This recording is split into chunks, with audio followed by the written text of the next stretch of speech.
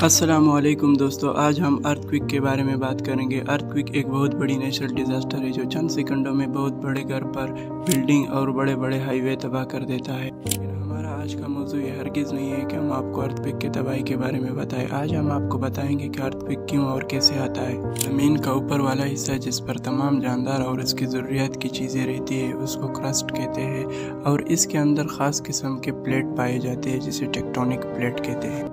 और ये प्लेट एक दूसरे के साथ ऐसे जुड़े होते हैं जैसे कि एक पज़ल के अंदर छोटी छोटी पीसेस लगे होते हैं। ये प्लेट्स हर वक्त कुछ न कुछ मूवमेंट करते रहते हैं, जैसे कि एक तालाब के ऊपर बर्फ़ की तह जमी होती है और वो फ्लोट करती रहती है।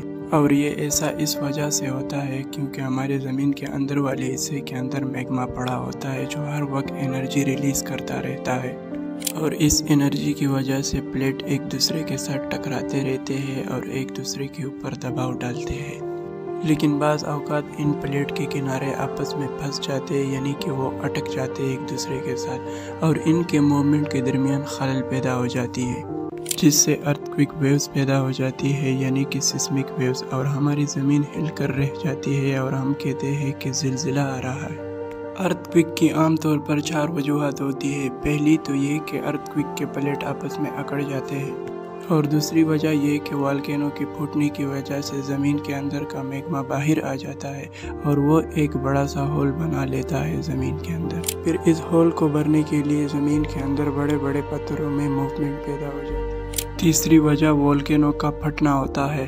चौथा और आखिरी ज़मीन के अंदर न्यूक्लियर एक्सप्लोजन जो ज़लज़ले के बाइस बनते हैं। दोस्तों, ज़िलज़िले के आने से पहले छोटे छोटे झटके महसूस होते हैं जिसे फोर्स शॉक्स कहा जाता है, और फिर बाद में ज़ोरदार झटके महसूस होते हैं जिसे मैन शॉक्स कहा जाता है। ज़िलज़िले की शिद्दत को नापने के लिए रिक्टर स्केल का इस्तेमाल होता है। इसके मुताबिक ज़िलज़िला अगर 7 से ज़्यादा हो तो वो बहुत डेंजरस साबित होता है, अगर 3 से कम हो तो वो नॉर्मल कैटेगरी में आता है। ज़िलज़िले के शॉक्स जिस जगह ज़्यादा महसूस होते हैं उसको बेल्ट कहा जाता है, और आजकल दुनिया में 2 बेल्ट बहुत ज़्यादा मशहूर है, जिसमें पहली नंबर पे आता है सर्कमपेसिफिक बेल्ट जिसको रिंग ऑफ फायर भी कहा जाता है, और ये पैसिफिक ओशन के गिर्द मौजूद है। दूसरे नंबर पे बारी आती है अल्फाइड बेल्ट जो कि दुनिया में काफ़ी मशहूर है। ज़मीन के अंदर जिस जगह पर प्लेट के 2 किनारे आपस में मिलते हैं उस जगह को फॉल्ट कहा जाता है, और यहाँ पर ज़िलज़िलों का ज़्यादा खदशा रहता है।